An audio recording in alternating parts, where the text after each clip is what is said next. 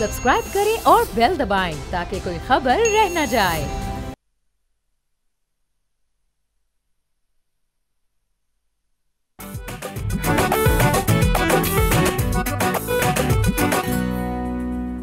अस्सलाम वालेकुम, बोलो जनाब, मैं बहुत बहुत खुश आमदीद। मैं हूं असद निज़ामी, मेरे साथ हैं अली आफ्ताब। सर क्या हाल हैं? सर मैं तो ज़बरदस्त हूँ। आप काली टाई पहन के आए हैं, आप प्रोटेस्ट कर रहे हैं या आप वकला बरादरी के साथ इज़हार यकजहती? सर आज क्या हुआ सारे दिन में? सर मैं उसके हिसाब से जवाब देता हूँ। सर ये दोनों में से कोई भी चीज़ हो सकती है। सर शायद मैं थोड़ा सा प्रोटेस्ट कर रहा हूँ, शायद मैं वकला कम्युनिटी के साथ सर इज़हार यकजहती कर रहा हूँ। सर देखिए, हम भी सर यहाँ पे बेसिकली हमने छोटी सी अदालत बनाई हुई सर, उसके अंदर इश्यूज़ लेकर आते हैं, डिस्कस करते हैं। सो मैंने कहा ड्रेस द पार्ट सर। और हम तो खुद ही, आपको पता है, वकील भी, मुनसिफ भी, सब खुद ही, सब कुछ खुद ही है सर। हम ना मल्टी टैलेंटेड मल्टी फेस्टेड लोग हैं तो इससे कोशिश होती है कि सारा कुछ कवर हो जाए। नहीं सर, मैंने कहा सर आज ज़रा चेंज करते हैं। इतनी आपको पता है मेरी बड़ी जो वाइब्रेंट टाइज होती हैं उन पर भी आपका कमेंट होता है कि आप आज वलीमा मोड में आए में, तो मैंने कहा आज वलीमे वाला खदशा ना हो मेरे ऊपर। तो सर आगे चलते हैं प्लीज़, खबरें शुरू करते हैं। सर ढेर सारी खबरें, संडे है और हम चाहते हैं कि हम लोगों को इतनी खबरें दे दें, इतना कुछ दे दें कि जब हम फ्राइडे को आप आएंगे नेक्स्ट वीक तो लोग इसी के बारे में सोचते हैं कि ये हुआ क्या है संडे को। तो शुरुआत करते हैं सर ऑयल से। सर कुकिंग ऑयल से, साथ में टेंशन ही नहीं सर, मैं दूसरे ऑयल की बात नहीं कर रहा। सर इस दफ़ा रमज़ान के अंदर जो फिगर्स आए हैं, अब खैर से आई थिंक 15 रोज़ा खैर से हो गए हैं एंड हाफ वे थ्रू, और अब हाफ और रह गए हैं। सबको रोज़ा आई होप अच्छे जा रहे हो और कुछ लोग जो हैं उनके बेहतरीन जा रहे हैं सर। और ये रिपोर्ट जो है उसकी बाकायदा एक सबूत है कि सर इस दफ़ा जो डिमांड है कुकिंग ऑयल की 6000 मेट्रिक टन, टोटल की नहीं बात कर रहा, ये एक्सेस है जो डिमांड क्रिएट हुई है इस रमज़ान के महीने के अंदर। और ये 10% अबव है जो आपकी ईयरली डिमांड होती है, मतलब आपने एक ही महीने में 10% काफ़ा जो है उसके अंदर कर दिया। उसके साथ साथ इसके अंदर ये भी सर काबिल गौर है चीज़ के एवरेज प्राइस जो होती है कुकिंग ऑयल की वो तकरीबन 650 रुपये का आपको मिलता है, वो जो आपका कनस्तर होता है। और अगर आप इसको इक्वेट कर लें या मल्टीप्लाई कर दें विद दी करंट डिमांड तो ये तकरीबन 4 अरब 4 बिलियन रुपीज़ का आपकी एडिशनल सेल जो है सिर्फ इसी महीने में कुकिंग ऑयल पे हुई है। और सर आप ये बात ज़हन में रखनी बहुत ज़रूरी है कि कुकिंग ऑयल जो है हमारा वो भी एक बहुत बड़ी हमारी इंपोर्ट है।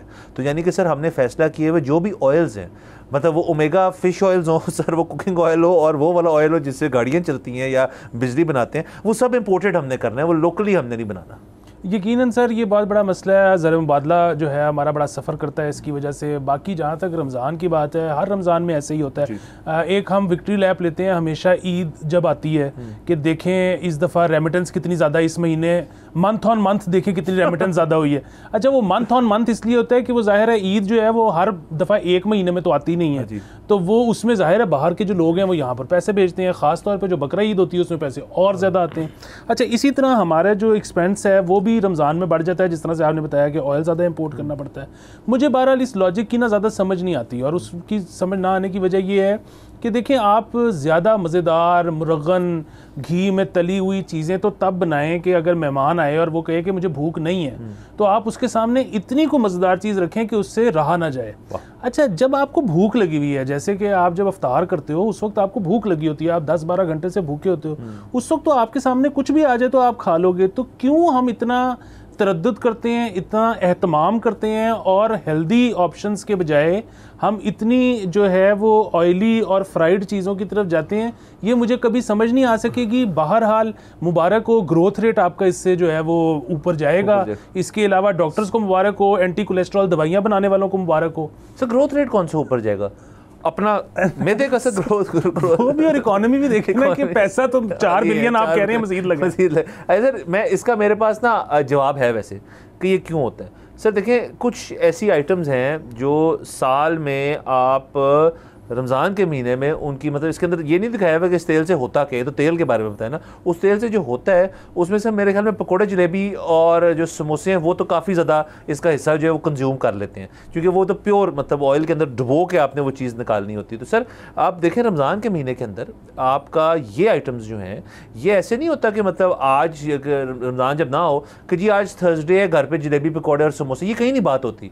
ये रमज़ान में लेकिन एवरी डे किसी न किसी इफ्तार पे, मतलब आप खुद एक शख्स ये नहीं कंज्यूम करता, बट अगर इफ्तारी हो रही है तो ये चीज़ें आ रही हैं। आया ये कंज्यूम हो रही है नहीं हो रही वो एक अलग बात है, बट अगर सामने आ जाए, जैसे आपने कहा कि जो शख्स है वो खा लेता है इन चीज़ों को, तो एक तो ये आपको बहाना मिल जाता है, मैं कह रहा हूँ कि जी रमज़ान का महीना है और पकौड़े समोसे वो जलेबी नहीं है इसके अंदर, तो ये इफ्तारी ना हुई। तो एक तो ये इसकी वजह है कि हमारा एक हमने इसको कल्चरल एक चीज़ बना ली। हालांकि मैं ये दावे से और सेल्फ एक्सपीरियंस से बताता हूँ कि रमज़ान से बेहतर महीना है ही नहीं वेट लॉस करने के लिए। अगर आप अपना जो अफ्तारी वाला टाइम है वो उसको ज़रा मैनेज कर लें और थोड़ी सी एक्सरसाइज ऊपर से छिड़क दें उसके ऊपर, तो आप वेट लॉस भी अचीव कर सकते हैं। लेकिन क्योंकि ये तेल की फिक्र आ गई तो ज़्यादा वेट लॉस हो नहीं रहा। जी बिल्कुल, मतलब बात ये है कि अगर आप जितना खाना आम दिनों में खाते हैं आप उतना ही खाना खाएं, लेकिन इन चीज़ों को अवॉइड कर लें तो आपकी रोज़े में फास्टिंग तो हो रही है तो वेट लॉस होगा ही होगा, आप पे अच्छे असरात मुरतब होंगे ही होंगे।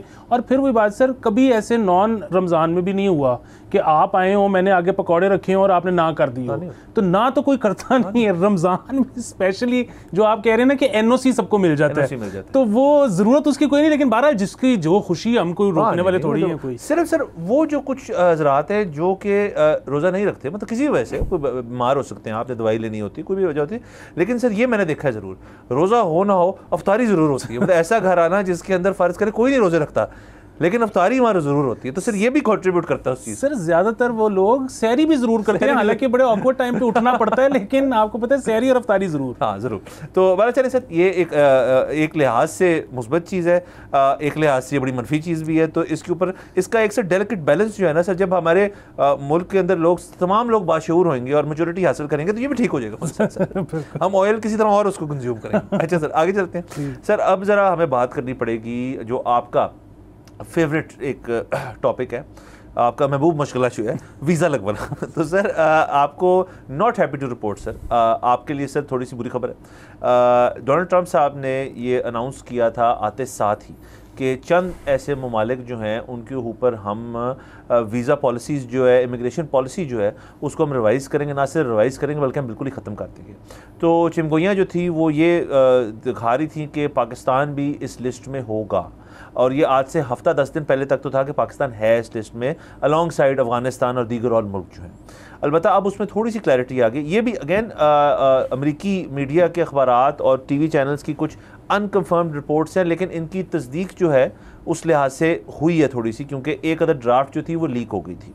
और उसके अलावा कई लोग डिपोर्ट हुए भी हैं जिनके पास वैलिड वीज़ा था, लेकिन वो या ग्रीन कार्ड था लेकिन नेशनैलिटी नहीं थी, तो वो डिपोर्ट हुए हैं। तो सर अभी तक, और सिर्फ पाकिस्तान के नहीं और मुल्कों के, अभी तक जो सिचुएशन है एज इट स्टैंड्स वो ये है कि आपकी एक रेड लिस्ट जो है वो बनाई गई थी। उस रेड लिस्ट के ऊपर तो आपकी तमाम तर जो अमरीकी वीज़ा की हद तक बातें हैं वो है ही नहीं, मतलब आप वीज़ा नहीं लगवा सकते, आप अमेरिका ट्रैवल नहीं कर सकते उस मुल्क से। अगेन उसके अंदर भी अगेन प्रोविजंस हैं, स्पेशल सर्कमस्टांसेस हैं जिसके अंदर आप कर सकते हैं, लेकिन वो बड़ी बहुत थिन है, तो मतलब मेजॉरिटी लोग जो हैं उन ममालिक जा नहीं सकते। पाकिस्तान को उन्होंने अलबत्ता रेड लिस्ट पे नहीं डाला, और 60 डेज़ का एक ग्रेस पीरियड शायद मिल जाए पाकिस्तान को कि अपनी जो यहाँ के कुछ मेजर्स है रेक्टिफाई कर लें। आया 60 डेज़ को इतना ज़्यादा टाइम नहीं होता कि ऐसी चीज़ें रेक्टिफाई करना जिनको कई साल लगते हैं रेक्टिफाई करने में। पाकिस्तान को इस वक्त एक इंटरमीडिएट लिस्ट पे रखा हुआ है जिसको कहते हैं येलो लिस्ट, लेकिन न्यूयॉर्क टाइम्स की रिपोर्ट के मुताबिक पाकिस्तान ऑरेंज लिस्ट में है। तो येलो लिस्ट के ऊपर तो बेलारूस भी है, तुर्कमानिस्तान जैसे ममालिक भी है। पाकिस्तान की हद तक ये लग रहा है कि पाकिस्तान ऑरेंज लिस्ट में दाखिल हो गया। अब ऑरेंज लिस्ट के अंदर बेसिकली ये है कि आपको वीज़ाज़ मिलेंगे for business travel, yes, for आपकी टूरिज़म एंड वैसे ही जो लोग ट्रैवल करते हैं उसके लिए, और इमिग्रेशन के लिए आपको नहीं मिलेंगे वीज़ाज़। बिजनेस वीज़ा के लिए, और अगर आप अप्लाई भी करते हैं अपना इमिग्रेशन वीज़ा, उसके लिए मैंडेटरी इन पर्सन इंटरव्यू आपका होगा, और बड़ी एक स्ट्रिक्टनेस जो है आपके वीज़ा के ऊपर अप्लाई होगी। और अगर फर्स्ट करें आपका वीज़ा लग भी जाए तो मेरा अपना ख्याल है, बल्कि यकीन है कि जब आप लैंड करेंगे यूएस में तो आपकी तब एडिशनल स्क्रूटनी जो है वो भी बहुत ज़्यादा होगी। तो for the time being sir Pakistan के लिए ये खुशखबरी तो बिल्कुल नहीं है, क्योंकि आप देखें अभी आज से कुछ हफ्ते पहले हमने लास्ट वीक की शायद ये डिस्कस की थी, डोनाल्ड ट्रंप साहब ने जो अपने ख़िताब था पहला, उसके अंदर पाकिस्तान को बाकायदा शुक्रिया अदा किया था काउंटर टेररिज्म के अंदर जो हमने हेल्प की थी उनकी, जो काबुल वाला अटैक था। उसके बाद तो हमें लग रहा था कि हमने उसी जिक्र भी किया था कि ये शायद इसमें हमें थोड़ी ईज़ मिल जाए। तो वो ईज़ की जो थ्रेशोल्ड है वो ये नहीं है कि आपके ऊपर कोई कदगन, कोई मसला नहीं है, कोई रिस्ट्रिक्शन नहीं है, अलबत्ता ये है कि आपको रेड लिस्ट में अभी नहीं डाला उन्होंने, ऑरेंज लिस्ट वाली बात ज़्यादा समझ में आ रही है। जी बिल्कुल, देखिए इसमें ना जो ख़ास तौर पे मैंने जिस तरह जिक्र किया कि कुछ लोग डिपोर्ट भी हुए हैं, अच्छा, अब जाहिर है लोग तो बहुत घबराए हुए हैं, वो तो कह रहे हैं कि शायद वहाँ पर सबको निकाल दिया जाएगा, बहुत सख्ती हो जाएगी। शायद ऐसा ना हो, सबको ना निकाला जाए, बहुत सख्ती ना हो, लेकिन ये जो थोड़ा सा कुछ लोगों को निकाला जा रहा है, इस तरह ऑरेंज लिस्ट में डाला जा रहा है, ये एक सिग्नल है। और ये सिग्नल तमाम पाकिस्तानियों के लिए और उन ममालिक के लिए जो यहाँ पर हैं, वो बात ये है कि अब जो है ना, अमेरिका भी शायद ये चाहता है कि आप इधर आ तो जाएं, आप इधर रह तो लें, लेकिन अब आप उस तरह नहीं रह सकते जिस तरह पहले रहते थे।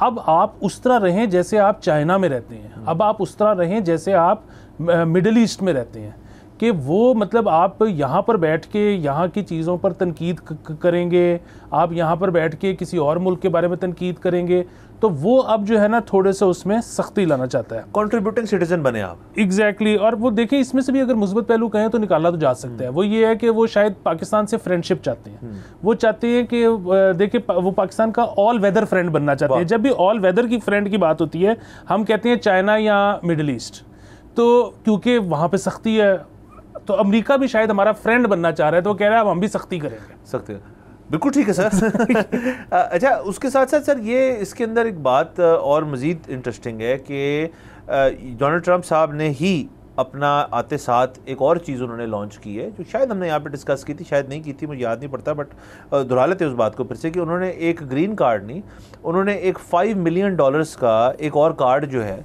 वो मुतारिफ़ कराया है। और वो कार्ड जो है वो इस तरह नहीं है कि आप $5 मिलियन नहीं, जैसा आपको कैरेबियन जगहों पे या यूरोप के कुछ जगहों पे आप इतने पैसे इन्वेस्ट करें तो आपको पासपोर्ट मिल जाता है। ये ग्रीन कार्ड की जगह ही एक चीज़ है। ग्रीन कार्ड तो अब इफेक्टिवली नज़र आ रहा है कि उसको रेडिकेट करना चाह रहे हैं वो। तो ये वाला कार्ड जो है ये तमाम मुल्कों को जिनको ऑफ़र किया, उनमें रूस भी मौजूद है। तो आपको थोड़ी उसकी समझ आ रही कि क्यों किया उन्होंने। वो कहते हैं कि $5 मिलियन अगर आप स्पेंड करेंगे, वो आपने स्पेंड करके, आप ये नहीं होगा $5 मिलियन का आप चेक देंगे और वो कार्ड मिल जाएगा, अमेरिका में आप आते जाते हैं। नो, आपने $5 मिलियन इमीडिएटली आके वहाँ पे एक्सपंज करने हैं, आपने वहाँ लगाने हैं आके, यानी कि आप उससे कारोबार करें, आप उससे इन्वेस्टमेंट करें, उससे प्रॉपर्टी लें, आते साथ आपने $5 मिलियन फ़ौरन इंजेक्ट कर देने हैं यूएस इकोनॉमी के अंदर। उसकी बेसिस पे आपको कार्ड मिल जाएगा, उसकी बेसिस पे आपने कारोबार शुरू करना है वहाँ पे। सो सर, डोनाल्ड ट्रंप की जो तमाम पॉलिसीज़ पे बहुत ज़्यादा चीज़ों पर इख्तलाफ हो सकता है डेफिनेटली, लेकिन इस चीज़ पे वो बड़े अपने जब कैंपेन भी कर रहे थे अपनी पिछली हुकूमत के अंदर भी, कि इमिग्रेशन के ऊपर उनका बड़ा स्ट्रॉन्ग स्टांस है। वो बिल्कुल अक्रॉस द बॉर्डर मेक्सिको के साथ तो क्यों ना हो, या वो दुनिया भर में कहीं से हो, वो कहते हैं कि जी ज़रूर आओ, लेकिन आके हमारी इकोनॉमी जो है उसके अंदर कंट्रीब्यूट करो। ना सिर्फ कंट्रीब्यूट करो, यहाँ पे हमें पैसा कमा के दो, खुद भी पैसा कमाओ। जो अमेरिकन ड्रीम है सो कॉल्ड, वो अब वन वे स्ट्रीट नहीं है कि यहाँ का आप सोशल सिक्योरिटी भी इंजॉय करें, यहाँ का मेडिकल भी इंजॉय करें, सब कुछ अब टू वे स्ट्रीट बनने को जा रही, ये इनका विजन है। और उसी मद में ये बैन भी, ट्रैवल बैन भी लग रहा है, वो कार्ड भी मुतारिफ कराया है उन्होंने, और दीगर और जो वो चीज़ें कर रहे हैं वो इसीलिए करा। इसमें ना एक बहुत इन्फॉर्मेटिव चीज़ मैं यहाँ पे सबको बता दूँ, वो ये कि ये कैरेबियन ममालिक का जो आपने जिक्र किया, वहाँ पर तो ऐसे है कि आपने पैसे दे दिए और आपको पासपोर्ट मिल गया, लेकिन जो यूरोपियन ममालिक जो बिज़नेस आपको अपॉर्चुनिटी देते हैं इमिग्रेशन की, उसमें भी ऐसे नहीं है कि आपने पैसे दिए और आपको अगले दिन पासपोर्ट मिल गया। उसमें भी कनाडा की तर्ज पे आपको पैसे देने के बाद भी अपने 3 साल पूरे करने पड़ते हैं। सो एक तो ये मत सोचिएगा कि बस आप पैसे देंगे और आपको पासपोर्ट मिल जाएगा। दूसरी चीज़, कैरेबियन ममालिक का जो आपने जिक्र किया, डोमिनिका और एंटीगुआ और इस तरह के, वो भी अमेरिका की ऑरेंज लिस्ट में आ गए हैं। सो अब अगर आप $2 लाख खर्च के वहाँ की नेशनलिटी लेना चाहते हैं इस चक्कर में कि आपके लिए अमेरिका आसान हो जाएगा, तो शायद ऐसा नहीं होगा सर। बाकी इसका अगेन जैसे मैंने जिक्र किया कि ये तमाम तर चीज़ें जो हैं ये इस वक्त तक ये ख़बरें हैं, और उन ख़बरों को हमने जोड़ के एक थोड़ी सी तस्वीर बनाने की कोशिश की है कि क्या हो रहा है। ऑफिशियल जो इनकी रिपोर्ट आएगी उसके अंदर शायद बिल्कुल कोई मुख्तलिफ चीज़ हो, क्योंकि सर इसके अंदर ये भी एक बात है कि अब आप देखें साथ साथ हमारी एक स्टाफ लेवल एग्रीमेंट जो अभी तक रीच नहीं हुआ IMF के साथ, अलबत्ता उसके अंदर से जो बातें और जो दीगर इकोनॉमिस्ट ने उसका टेक दिया वो ये दिया कि वो मोर और लेस हमारे रिव्यू अच्छा गया है हमारा। अलबत्ता अभी स्टाफ लेवल एग्रीमेंट अगला 1 बिलियन ट्रांच के लिए अप्रूव नहीं हो। अब सर आप दोनों चीज़ों को अगर वे कर लें पाकिस्तानी हुकूमत के लिए कि एक तरफ ये जो वीज़ा बैन है, एक तरफ वो चल रहा है, दूसरी तरफ जो हमारी IMF का लोन है वो चल रहा है। अब उस जो काउंटर टेररिज्म मेजर्स में हमने हेल्प की US की, जिसको डोनाल्ड ट्रंप साहब ने शुक्रिया भी किया उसके ऊपर, अब आपने वो फेवर कॉल करना है या नहीं करना। और मेरा तो अपना ख्याल है अगर कॉल किया भी जाएगा, ये बिल्कुल मैं स्पेकुलेटिव बात कर रहा हूँ, तो वो कॉल करेंगे फॉर दैट $1 बिलियन, क्योंकि उसकी इजाफी $1 बिलियन, इजाफी $1 ट्रिलियन वो उसके लिए करेंगे। मेरा नहीं ख्याल वो इस चीज़ के लिए करेंगे, क्योंकि और अगेन दोनों चीज़ें सर फिर हुकूमत के लिए वे करना, क्योंकि आपकी मिनिस्ट्री ऑफ फॉरेन अफेयर्स का इसमें भी डायरेक्ट स्टेक है, उसमें भी डायरेक्ट स्टेक है कि भाई हमारी क्या फिर पॉलिसी रहेगी यूएस के साथ, कि वो एक तरफ हमें शुक्रिया अदा भी कर रहे हैं, दूसरी तरफ ये भी कर रहे हैं, IMF का भी मसला चढ़ा हुआ है। तो हुकूमत, मेरा अपना ख्याल है, अगर तो ऐसे नहीं सोच रही तो सोचना चाहिए कि इस वक्त अब करना क्या। जी बिल्कुल, कोशिश तो मेरे ख्याल में यही होगी कि पे अमेरिका के साथ डील किया जाए डिप्लोमेटिकली। उसकी वजह ये है हमारी बहुत बड़ी एक कम्युनिटी है जो अमेरिका में रहती है, जो हमें बहुत रेमिटेंस भेजती है। इसके अलावा बहुत ज़्यादा ह्यूमन रिसोर्स है जो हम एक्सपोर्ट करना चाहते हैं। अच्छा, इसीलिए अमेरिका का सबसे बड़ा एतराज़ क्या है कि जी यहाँ पर ड्यू डिलिजेंस ठीक नहीं होती, तो इसीलिए हमने यहाँ पर ख़बर की थी कि पाकिस्तान जो है वो पुलिस रिपोर्ट को मज़ीद इलेबरेटिव बना रहा है, इसीलिए कि जब यहाँ से कोई बंदा बाहर जाए तो उसका पूरी रिपोर्ट दूसरे मुल्क के पास हो। तो कोशिश तो हम कर रहे हैं, अल्लाह से बहुत ज़्यादा दुआ करनी चाहिए कि अमेरिका जो कि इस वक्त दुनिया की सबसे बहरहाल बड़ी ताकत है, उनके साथ हमारे ताल्लुकात अच्छे हैं। बिल्कुल सर। अच्छा सर, इसी के साथ साथ हमारे पास एक और खबर है जो इससे ताल्लुक़ रखती है। अगर वीज़ाज़ की बात हो रही है तो सर UAE का एक ट्रैवल बैन का सिलसिला चल रहा था, तो हमारा जो फॉरेन ऑफिस है उन्होंने UAE एम्बेसी से काफ़ी मतलब चीज़ें की। एक सेनेटर ने भी वहाँ पे दरख्वास्त की, ये सवाल पूछा कि जी क्या कोई ट्रैवल बैन है। तो ये बात है सर कि इस वक्त तक UAE का ये बयान तो आ गया है कि आपके ऊपर कोई ट्रैवल बैन नहीं है। उसके बाद जो उन्होंने बातें की हैं वो ज़रा इंटरेस्टिंग है, और वो उसके अंदर सारी डिटेल उन्होंने बताई कि अब अगर आपको वीज़ा चाहिए ना पाकिस्तानियों को तो वो कैसे लगेगा। वो डिटेल हमारे पास है। अभी हमने जाना है एक ब्रेक के ऊपर, ब्रेक के बाद आते हैं और इस चीज़ को डिस्कस करते हैं। Let's take a break.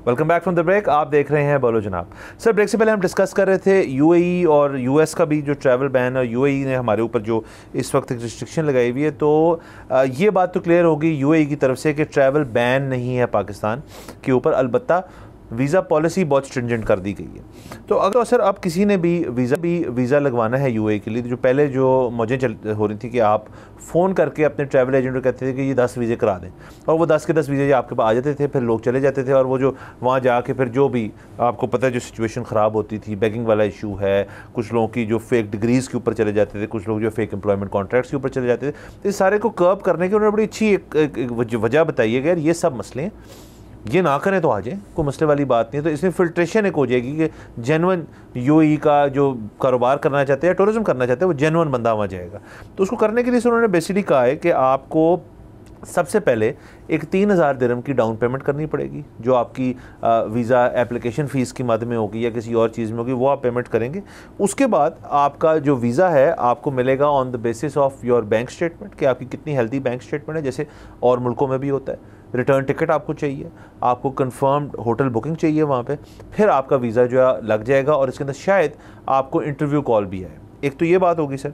दूसरा उन्होंने कहा है कि आपको एक हम 90 डेज़ का वीज़ा भी ऑफ़र कर दिया उन्होंने साथ साथ से। उसकी ज़ाहिर है वैल्यू ज़्यादा है, उसके अंदर आपने कुछ पैसे अपफ्रंट देने हैं जो कि रिफंडेबल हैं ऑन द बेसिस कि आपका वीज़ा लगेगा नहीं लगेगा। ये बेसिकली 90 डेज़ तो ज़्यादा कारोबारी लोगों के लिए वीज़ा है।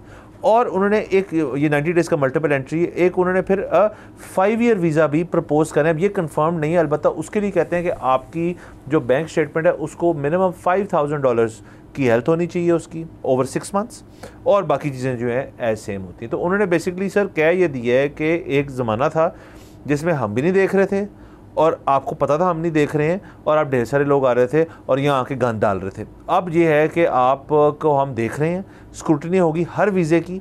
तो ये भी सर अब लाजमी नहीं है कि आपको एक दिन में वीज़ा मिलेगा। वीज़ा टाइम आपको पता है कुछ महीने में लगते हैं, कुछ 2 हफ्तों में लगते हैं, कुछ 2 महीने में लगते हैं।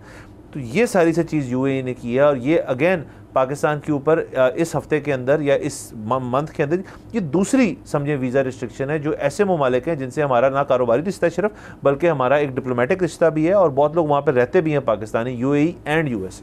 बिल्कुल सर, ये अनफॉर्चुनेटली होना ही था। उसकी वजह ये है कि जिस तरह गैस है ना, गैस का मसला होना ही था, क्योंकि जिस तरह से हमने दी वो जितनी वो सस्ती हमने रखी, तो लोगों ने उसको मिसयूज़ करना ही करना था। अब जिस तरह से पानी का मसला होना ही था, हमने पानी के घरों पे मीटर्स तक नहीं लगाए, तो लोगों ने मिसयूज़ करना ही करना था। इसी तरह दुबई का जो वीज़ा था ना, कि हम फ़ोन करते थे अपने ट्रैवल एजेंट को और उसके बाद फ़ोन के ऊपर व्हाट्सएप के ऊपर वीज़ा आ जाता था और बैठे हुए एकदम से मुझे पता लगता था कि अच्छा मैं इस कंपनी का इंजीनियर हूँ या मैं इस कंपनी का जैनेटर हूँ। तो ये मिसयूज़ होना ही होना था। हम जो है ना, आसान कोई भी चीज़ हो उसको मिसयूज़ किए बगैर हमारा जो है वो गुजारा नहीं होता। तो अब उन्होंने बिल्कुल इस वीज़े को वैसे कर दिया जैसे बाकी तमाम जो आपके फर्स्ट वर्ल्ड कंट्रीज़ हैं उनका वीज़ा होता है। तो आई डोंट ब्लेम देम। और बाकी ये है कि जिस तरह से उन्होंने कहा है कि जी कोई पाबंदी नहीं है, वो पाबंदी क्यों लगाएंगे? मतलब पाकिस्तान जो एज नेशनैलिटी चौथे या पाँचवें नंबर पे है जिनकी मिडिल ईस्ट में सबसे ज़्यादा प्रॉपर्टी है, तो जाहिर है वो नहीं चाहेंगे कि वो पाबंदी लगाएं कभी। लेकिन स्क्रूटनी जैसे कि आपने कहा अब बिल्कुल। और सर जहाँ पे देखें ये हो रहा है, वहाँ पे कुछ मुल्कों ने हमारे लिए आसानी भी पैदा की है। अब जैसे थाईलैंड है, अब थाईलैंड यहाँ पे लोग बहुत ज़्यादा जाते हैं, लेकिन थाईलैंड में ज़्यादातर आपकी जो लोग जाते हैं वहाँ पे वो कारोबारी हद तक तो कम होते होंगे, टूरिज़्म के लिए बहुत ज़्यादा लोग जाते हैं वहाँ पे। तो उन्होंने उसके लिए देखा है कि यार टूरिज़्म तो हमारी एक ब्रेड एंड बटर है। यूएई के लिए टूरिज़्म जो है वो एक चीज़ है तो सही, लेकिन ज़्यादा वहाँ पे कारोबारी नौयत की जो चीज़ें हैं वो उनको फेवर करते हैं, तो उसके अंदर ज़ाहिर स्क्रूटनी ज़्यादा आ जाती है। और यहाँ से लोग जो कारोबार की मद में कहते हैं हम जा रहे हैं, लेकिन करते हैं वहाँ पर टूरिज़्म या कुछ और करते हैं, उसको डिस्करेज कर रहे हैं। थाईलैंड ने अलबत्ता टूरिज़्म को मज़ीद प्रमोट करने के लिए वहाँ पर ई वीज़ा सहूलत जो है पाकिस्तानी को दे दी है। तो अब आप बैठे बैठे अपना थाईलैंड का वीज़ा अप्लाई घर बैठे बैठे कर सकते हैं। पहले तो ये था कि चीज़ें इकट्ठी करें, ये करें वो करें, फिर एक बंदा जो है वो लेके उसको इस्लामाबाद जाता है, वहाँ पे लगता है। सो उन्होंने उसको स्ट्रीमलाइन कर दी। सो जहाँ पे ये चीज़ें हो रही हैं वहाँ पे और चीज़ें भी हो रही हैं जिन मुल्कों के अंदर हमारा ये रेपुटेशन नहीं है फ़िलहाल कि जी इन्होंने यहाँ आके बड़े गलत किस्म की चीज़ें की हैं। जी बिल्कुल। देखिए बात ये कि स्क्रूटनी तो उतनी होगी, वो तो सिर्फ फिजिकली पेपर पहुंचाने के बजाय अब वो ऑनलाइन ले रहे हैं। बाकी जहां तक बात है कि अगर कोई इससे कन्वीनियंस है तो बहुत दुआ करनी चाहिए कि हम इसको मिसयूज़ ना करें। बिल्कुल सर। सर ये खैर हमारी तमाम तर खबरें रही ट्रैवल से एसोसिएटेड। आप ज़रा आगे चलते हैं सर और ज़रा प्रॉपर्टी की बात कर लेते हैं सर, क्यों सर ज़ाहिर सर लिंक्ड ही है ना सारी चीज़ें। सर बात करनी पड़ेगी एलडीए की थोड़ी सी। तो सर एलडीए सिटी नया पाकिस्तान अपार्टमेंट्स जो हैं वो 2019 में ये फैसला हुआ कि सरकारी मुलाजमीन को ये दिए जाएंगे। नादरा की तस्दीक के बाद कुरंदाजी के ज़रिए जो है 4000 ऐसे सरकारी मुलाजमीन जो हैं उनको शॉर्टलिस्ट किया गया और उनसे पैसे भी लिए गए। तकरीबन 3 मरले का जो अपार्टमेंट है उसकी एडवांस पेमेंट 2,70,000 रुपये जो है वो 4000 लोगों से ये ली गई और उसके बाद ये प्रॉमिस था कि ये अपार्टमेंट्स आपको डिलीवर कर दिए जाएंगे। तो अब 6 साल बाद ना अपार्टमेंट्स मिले और ये 2,70,000 रुपये जो लोग दे बैठे हैं, इसके ऊपर एक फ़ैसला आना था कि आया ये पैसे जो है वापस मिलेंगे या नहीं मिलेंगे। उसके ऊपर ना फ़ैसला है ना अभी तक ये अपार्टमेंट्स डिलीवर हुए हैं। ये सरकारी मुलाजमीन जो हैं ये इस वक्त तक बैठे हुए हैं इस इंतज़ार में या तो फ्लैट दे दें या हमारे पैसे वापस कर दें। दोनों चीज़ें नहीं हो रही। जी सर, ये बिल्कुल क्रिमिनल नेग्लिजेंस है। जब ये हुकूमत आई थी ना तो इन्होंने आते साथ ये कह दिया था कि ये इमरान खान दौर में जो वादा किया गया था जितने पैसों पर फ्लैट्स बनाने का वो या तो बना जाते तब, अब ये फीजिबल ही नहीं है। अब जो है कॉस्ट ऑफ कंस्ट्रक्शन बहुत ऊपर चली गई है तो हम ये नहीं दे सकते। फाइन, तो आप लोगों को उनके पैसे वापस करते। आपने पैसे भी वापस नहीं किए और फ्लैट तो ज़ाहिर आप वैसे ही कह चुके हो कि हम नहीं दे सकते। जो उसमें भी ज़्यादा बुनियादी बात है वो ये है कि कल को ये पैसे वापस करके कहेंगे कि देखो हमारा तो जिम्मा तोश-पोश, हमने पैसे वापस कर दिए। भाई नहीं, जितने अरसे आपके अकाउंट में पैसे रहे हैं उनको उसका इंटरेस्ट भी दे साथ में। 6 साल और देखें, और इंटरेस्ट रेट भी है उसके बाद, मतलब ये 18, 19, 20 के बाद, कोविड के फ़ौरन बाद ही तो इंटरेस्ट रेट के अंदर मौजी होना शुरू हो गई थी लोगों की, मतलब लोगों की, मुल्क की तो नहीं। तो इस बेसिस पे सर ये बहुत ज़्यादती है और लोगों को ये वापस करने चाहिए पैसे उनके और विद इंटरेस्ट वापस करने चाहिए। और अगेन देखें, जो 3 मरले का अपार्टमेंट जिस सरकारी मुलाजिम जिस कुरंदाजी में गया है, ये हमको हाई लेवल ब्यूरोक्रेट्स की नहीं बात कर रहे, हम उनकी सेक्रेटरीज लेवल की बात नहीं हो रही।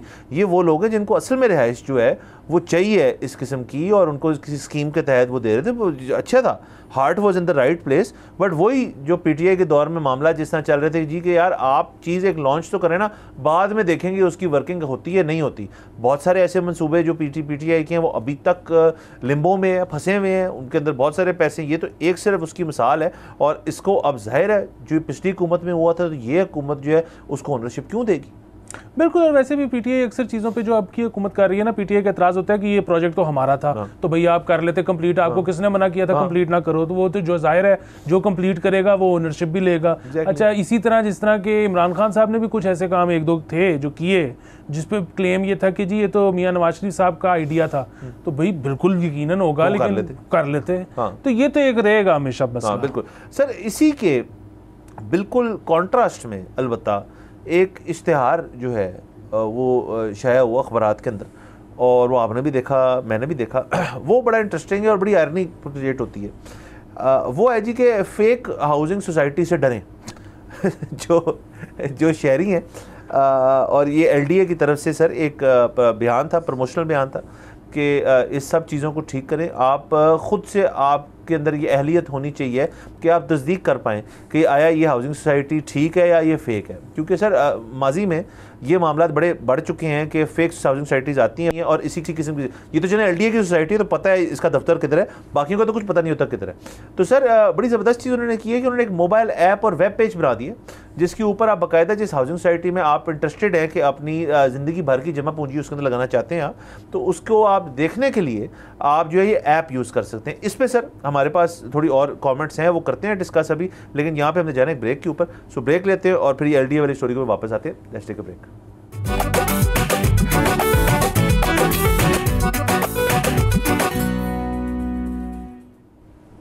Welcome back from the break. आप देख रहे हैं बोलो जनाब। सर डिस्कस कर रहे हैं सर, एलडीए ने सर जिद्दत लाए हैं सर फेक हाउसिंग सोसाइटीज़ को पकड़ने के लिए, शहरियों को इस चीज़ से बचने के लिए उन्होंने इश्तिहार भी लगाए हैं अखबारात के अंदर। और अब मोबाइल ऐप और वेब पेज के ज़रिए आप तस्दीक कर सकते हैं कि ये जो हाउसिंग सोसाइटी है ये फ़ेक है, ये ठीक है, इसमें पैसे लगाने चाहिए नहीं लगाने चाहिए। बड़ी अच्छी बात है, ये आपको करना चाहिए। अब हमेशा से ऐसी चीज़ होनी चाहिए। पैमरा से लेके उन्होंने दीगर DGPRs को भी आगाह कर दिया कि आप मज़ीद लोगों को इसके बारे में इन्फॉर्म करें ताकि लोग ये सहूलत से फ़ायदा उठा सकें। और अगेन सर हमारी जो पिछली खबर थी कि उन्होंने पैसे देने हैं तकरीबन लोगों के जो सरकारी मुलाजमीन है जो 4-5-6 साल से इस चीज़ में फंसे हुए हैं, एलडीए जो नया पाकिस्तान स्कीम थी, तो इसी ऐप के अंदर मेरे ख्याल में एक रिडेम्पशन फीचर भी डाल दें उनके लिए कि यार अपना 2,70,000+ इंटरेस्ट आप रिडीम भी कर लें, तो ऐप की ऐप रहेगी सर और सबका फ़ायदा हो जाएगा। जी बड़ी अच्छी बात है ये ऐप जो उन्होंने बनाई है, लेकिन मैं ज़्यादा कि वो कहते कि जी आपने अनफॉर्चुनेटली किसी गलत हाउसिंग स्कीम में पैसे लगा दिए हैं, कोई बात नहीं, हम सरकार हैं, हम इस मुल्क की हुकूमत हैं, ये हमने वन विंडो ऑपरेशन शुरू किया है, आप यहाँ पे आएँ, हम आपका केस सॉल्व करवाएंगे, हम आपको पैसे वापस लेके देंगे। सरकार जो है ना वो अपने कामों से दस्तबरदार हो रही है, वो कह रही है जी खुद ही आप ड्यू डिलिजेंस कर लिया करें कि स्कीम ठीक है या नहीं है। एक दफ़ा आपने गलत पे लगा दिए तो फिर पाकिस्तान में कोई कानून ऐसा नहीं है कि हम आपको पैसे वापस दिलवा के दें। ये कितनी अजीब सी बात है। अगेन ये जो एलडीए सिटी के आप, ये तो सरकार खुद पैसे वापस नहीं कर रही, और एलडीए सिटी चले इनको तो छोड़ दें सरकारी मुलाजमीन को। एलडीए सिटी 20 साल पुरानी एक हाउसिंग सोसाइटी है, अभी तक वहाँ पे एक भी घर बना है, वो सरकार से ही नहीं डिलीवर हो पा रही, तो हम फेक को क्या करें। दूसरा ये कि जो ये कहते हैं कि रजिस्टर्ड बिल्कुल ठीक हाउसिंग सोसाइटीज़ हैं, आप मुझे बताएं वो अगर टाइमली आपको डिलीवरी ना करें घर की या प्लॉट की, तो उस पर सरकार क्या करेगी? कुछ भी नहीं।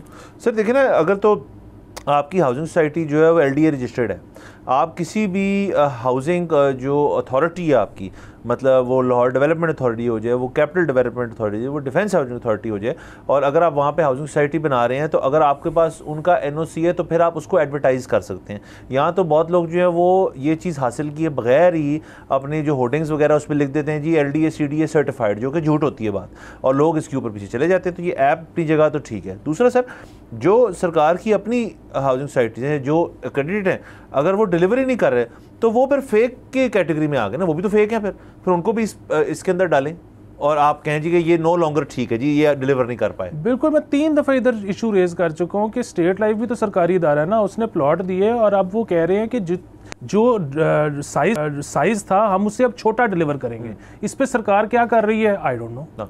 बस सर ये चीज़ें जो हैं, ये हाउसिंग सोसाइटी एक तो कल्चर बन चुका है। आप GT रोड ले लें लाहौर का, आप आगे चले जाएं थोड़ा सा जौहर टाउन से आगे वाले इलाके के अंदर, हाउसिंग सोसाइटी पर हाउसिंग सोसाइटी जो है वो बनी हुई है, खाली पड़ी हुई है। क्यों बनाई थी? अगर इतनी डिमांड नहीं थी, अच्छा फाइलें बेच दी हैं, पैसे आपने कमा लिए, वेरी गुड।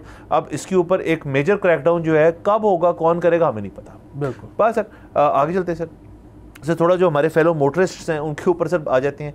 तो सर बड़ी ज़बरदस्त चीज़ सर पंजाब गवर्नमेंट जो है वो करने को जा रही है। आपको पता है एक तो बाइक लेन जो थी वो बनाई फिरोजपुर रोड पे, जो कि अभी तक जो है उसकी हमें सही सक्सेस स्टोरी या फेलियर जो है उसका नहीं पता हमें, क्योंकि अभी तक वो पूरी तरह से मेरे ख्याल में उसको चली ही नहीं, क्योंकि लोग एक तो इस्तेमाल नहीं कर रहे फुली उसको, और दूसरा उसके अंदर मसले मसाइल बड़े रहे हैं। नेमली एक मसला मसाइल है कि उसका पेंट उड़ गया बारिश की वजह से। अच्छा सर आगे चलते हैं। तो अब सर 8 पेडेस्ट्रियन क्रॉसिंग ब्रिज तो आपने सुना होगा कि जो बने हुए हैं काफ़ी शहर के अंदर, motorcycles and pedestrian crossing bridges जो हैं, क्रॉसिंग पुल जो है वो बनाए जा रहे हैं। 6 माह की इसकी डेडलाइन है, जो कि बड़ी एक एम्बिशियस डेडलाइन है। और जो इलाके एयर मार्क हुए हैं वो हैं जहाँ पे सरकारी स्कूल्स, कॉलेजेस और कारोबारी तजारती जो जगह है वहाँ पे ये बनाए जाएंगे। हुसैन चौक कहा जा रहा है, DHA मोड़ के अंदर होगा। भट्टा चौक सर आपको पता है, जिसके ऊपर मेरा एक पर्सनली एक इशू है, भट्टा चौक ठीक करें। तो सबसे पहले वो गाड़ियों के ऊपर तवज्जो नहीं दे रहे, वो कह रहे हैं सबसे पहले हम मोटरसाइकिलिस्ट और पेडेस्ट्रियंस का सीन ठीक करेंगे और उनको एक पुल देंगे जिससे मोटरसाइकिल वाले आई एम अज्यूमिंग क्रॉस कर पाएंगे उस पुल के ज़रिए। तो इससे उनको लग रहा है कि जो ट्रैफिक का निज़ाम है वो इससे ठीक हो जाएगा। देखिए, सबसे पहले आपने जिक्र कर दिया बाइक लेन का सबसे बड़ा मसला ये है कि जब पुल आता है कोई भी, तो वो उसको मिलना पड़ता है नॉर्मल रोड के साथ, और फिर जैसे ही वो पुल ख़त्म होता है तो उसने वापस बाइक लेन में जाना है। और जबकि जो उसके साथ एडजेसेंट रोड्स हैं उनकी ट्रैफिक जब मेन रोड पे मिल रही होती है तो वो एक डिज़ास्टर है। तो जब तक आप पुल के साथ अलहदा पुल नहीं बनाएंगे बाइक लेन के लिए, तब तक वो उसका ना सिर्फ ये कि फ़ायदा कोई नहीं, उसका बहुत ज़्यादा नुकसान है।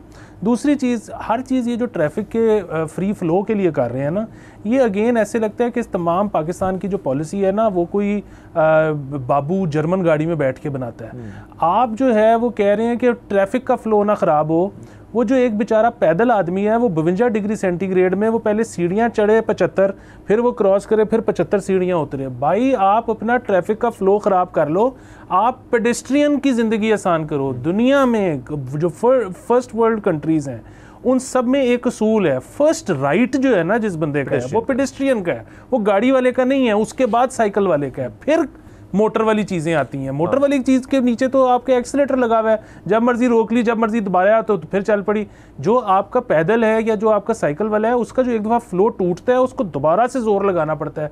ये इधर जो है ना पूरी चीज़ जो है ना उल्टी चलती है इस मुल्क में। अच्छा, दूसरा ये देखें कि जो पेडेस्ट्रियंस हैं उनकी ज़िंदगी आसान करने के लिए एक बुनियादी चीज़ जो है वो तो देनी चाहिए, जिसको कहते हैं फुटपाथ। मेरे ख्याल में लाहौर में छोड़ दें, पाकिस्तान में ऐसे कोई शहर, बहुत कम शहर हैं जहाँ पे फुटपाथ्स जो हैं बाकायदा तौर पे सोचे जाते हैं कि ये भी बना लेते हैं यार, सड़क डाल रहे हैं। यहाँ पे तो जब बाइक लेन बन रही थी तो वो बड़ी ज़बरदस्त चीज़ आपने बना ली। मेरे तो ख्याल में जब इवेंचुअली इससे लोग तंग आ जाएंगे और हुकूमत भी शायद तंग आ जाएगी कि ये एक चीज़ ठीक नहीं है, तो इसको थोड़ा सा छोटा करके इसी जगह को जो आपने एयर मार्क कर दिए, लहदा कर दिए, उसको आप एक अच्छा सा फुटपाथ बना दें जहाँ पे लोग वॉक करें विदाउट द फियर कि जी कोई आपका बाइक वाला उसके ऊपर आ जाएगा। यहाँ आपको पता है ये भी बड़ा मसला है सर कि जहाँ जहाँ फुटपाथ थोड़ी सी जगहों पे हैं वहाँ पे अगर ट्रैफिक फंसी होती है तो बाइक वाले उसके ऊपर बाइक चढ़ा देते हैं, या आपकी तकरीबन मोटरिस्ट भी जो हैं, रिक्शे वाले भी जो हैं, वो कहते हैं जी कि हम जल्दी से निकल जाएं तो हम फुटपाथ के ऊपर गाड़ी ले जाते हैं। तो एक तो सर मसला सिर्फ ये नहीं है कि यहाँ पे हुकूमत जो है वो नहीं सोचती, हुकूमत अगर नीयत भी अच्छी रखती है तो यहाँ के जो अवाम है ओवर सो मैनी ईयर्स उनको एक चीज़ ट्रैफिक की हद तक सिखाइए कि यार आपने अपनी डेस्टिनेशन पे पहुँचना है ना, बाय एनी मीन्स नेसेसरी आप हो जाएं, आपका चलान नहीं होगा। देखिए, आप सिर्फ एक मिसाल जेल रोड की ले लेना, तो जेल रोड वो सड़क है जिसके सड़क के दोनों तरफ में हस्पताल हैं। अच्छा, और वो जो हस्पताल है ना वो ज़्यादातर ठीक है प्राइवेट हैं, लेकिन उसमें 2 बहुत बड़े सरकारी हस्पताल भी हैं।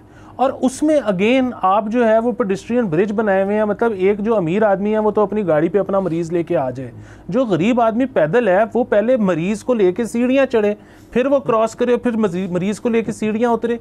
ये कितनी ज़्यादती की बात है। इस मुल्क में हर चीज़ उस शख्स को सोच के बनाई जाती है जिसके पास ऑलरेडी पैसे हैं, जो इनकन्वीनियंस भी काट सकता है। जिस बंदे के पास पैसे नहीं है उसको सोच के यहाँ पर कोई पॉलिसी नहीं बनती। बिल्कुल सर। और देखें हमारे पास ना पाकिस्तान लाहौर के अंदर खास लाहौर ही मॉडल सिटी मानी जाती है कि जहाँ पे जी सब कुछ जो है बड़ा ज़बरदस्त है। मैं जब भी कराची जाता हूँ या किसी और शहर में जाता हूँ तो वहाँ पे ये कहते हैं कि सुना जी ट्रैफिक निज़ाम बड़ा अच्छा है आपका, सड़कें बड़ी हैं। अच्छा, ये 2 बड़ी सेपरेट आर्ग्यूमेंट्स हैं, सड़कें बनाना और उन सड़कों को बनाने से ट्रैफिक निज़ाम ठीक होना, ये दो बड़ी मुख्तलिफ चीज़ें हैं।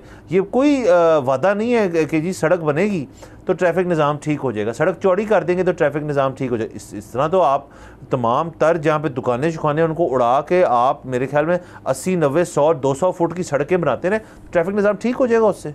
एग्जैक्टली यही तो होता है कि जब भी आप सड़क कोई बहुत चौड़ी करते हो ना, तो आप उसके जो अतराफ में दुकानें हैं उनको उनका कारोबार ख़त्म खुद ही हो जाता है। क्योंकि जब आपने सड़क बहुत खुली कर दी, ट्रैफिक जब वहाँ पे बहुत तेज़ी से गुजरनी शुरू हो गई, तो फिर रुक के वहाँ पर कौन दुकान से सेल परचेज कर सकता है। सो अगेन यहाँ पर सड़क चौड़ी करने से पहले ना ये सोचा जाता है कि अतराफ में कारोबार का क्या होगा, यहाँ पर पैदल चलने वालों का क्या होगा। यहाँ पर बस ये होता है कि जी देखें, हमने जिस बंदे के पास पैसे थे ना, जो बंदा मैटर करता है, उसको देखें कि हमने कैसी कन्वीनियंस दी है। हाँ, और सर उसके साथ साथ देखिए इसके अंदर ये भी इश्यूज़ क्रिएट हो जाते हैं फिर कि आपके जो ट्रैफिक हादसात हैं आप उनके ऊपर भी तवज्जो दें थोड़ी सी, कि देखें ये सिर्फ सिंध की हद तक महदूद नहीं है ये चीज़। आप लाहौर के अंदर भी देखें, आए दिन मैं देखता हूँ यहाँ पे कहीं ना कहीं ट्रैफिक मामला जो है बिगड़े हुए होते हैं। तो ये चीज़ें तो होंगी। देखिए जो सिग्नल फ्री आपने तमाम तर जगह कर दी हैं, उसके अंदर एक बंदे को राइट मिल जाता है कि यार आगे कुछ सिग्नल नहीं है, तो वो अपनी गाड़ी को या अपनी मोटरसाइकिल या किसी भी चीज़ को जो फ्री फ्लो में चलाते हैं और कोई रुकावट ही नहीं है वहाँ पे, तो आपके यहाँ पे ऐसे ऐसे रूट्स हैं कि मतलब आपको एक भी सिग्नल्स कभी कभार अच्छे भी होते हैं। यहाँ पे आप ये देखें, सड़क जब कोई खुली होती है, चौड़ी होती है, तो थोड़े दिन बाद उसके ऊपर बैरियर लगाने पड़ते हैं कि यार ट्रैफिक बड़ी तेज होगी। बस सर अगेन ये वही वाली बात है कि वेल थॉट आउट प्लान्स जो हैं वो फिर आपके मुस्तकबिल के अंदर भी हमेशा ठीक रहते हैं। जो हैज़ार्ड चीज़ होती है, जैसे ये लग रही है ये करने को जा रहे हैं, हमें नहीं पता ये क्या इसका नतीजा निकलेगा, बट ये जब बनेंगे तो तब देखेंगे। बस सर वक्त ख़त्म हो जाता है, अगले हफ्ते आपसे इंशाल्लाह फिर मुलाकात होगी। इजाज़त दीजिए, खुदा हाफिज़।